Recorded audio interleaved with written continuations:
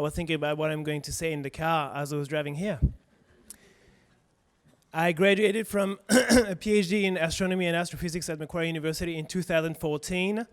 Now I am myself the CTO of Rewilding to become BookGlamping.com, where platform listing glamping getaways in New South Wales. So how did I go from PhD to BookGlamping? That is a long story that I'm very happy to talk to you about in front of a coffee if you'd like to, if you're paying for the coffee. Joking. There's 4 or 5 tips I'd like to give you if you're considering doing a PhD in science. So I'm picturing a few words in my head. The first word is polymath.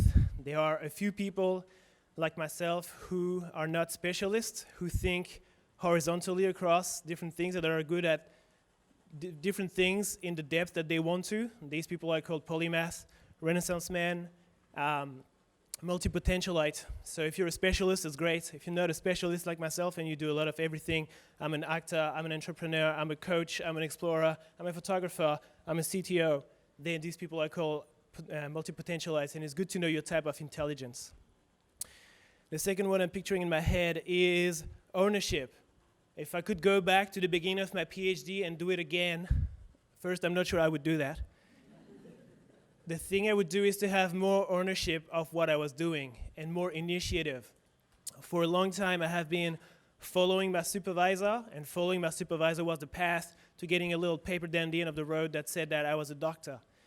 This eventually happened, and I became a doctor, and then after the paper, after a few weeks, I realized I was feeling very shallow because my goal was to have that paper and not to have led amazing initiative-led research. With little ownership on what I was doing, I found myself, a bit shallow. So at every stage of the process of your decision-making, make sure you have full ownership of the initiative you're taking and full ownership of your decisions. The third word I'm picturing is boring. It's not boring, but it's the word boring.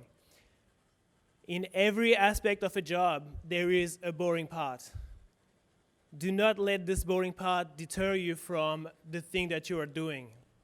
If the thing that you're doing allows you to shine, or the happy part of what you're doing allows you to shine and has meaning for you, then it is worth undergoing the boring part.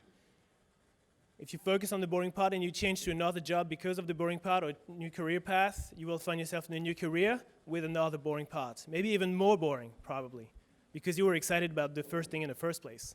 So do not focus on the boring part. Let yourself shine through the exciting part. That was my third word. The fourth word is co-tutel. If you do a PhD, make sure you do a co-tutel. You will have twice as much paperwork to be done, that's for sure. But you will also get twice the budget, twice the funding, twice the mentorship, and twice the networking. So I have done a co-tutel between France, where I'm originally from, and here, Sydney. And it is definitely worth doing. You'll have a great time and a lot of resources. University will fight to give you more funding than the other university. That's how good it is.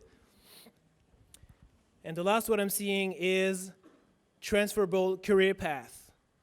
There is a belief that has been spread that I don't want to spread. It is that having a PhD allows you to have transferable career path.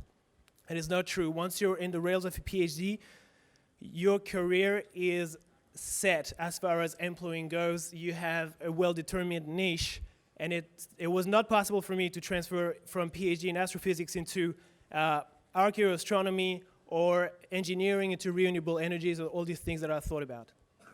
However, one thing is true, is that you have transferable skills to lead any project that you'd like, in any frame, any corporation, or any initiative that you'd like to lead. You'll be able to do that. This is what has allowed me to create a startup when I started as a completely ignorant about what was even a company, or when I started my startup, I didn't know it was called a startup. I thought it was just a website.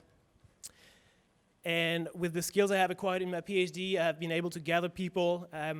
The stage to build a startup and a PhD are the same. You validate the idea first, you look what's been done before, you try it, then you change idea, you change it slightly, you pivot, and finally, you graduate with a PhD in hand or $1 million in your bank account.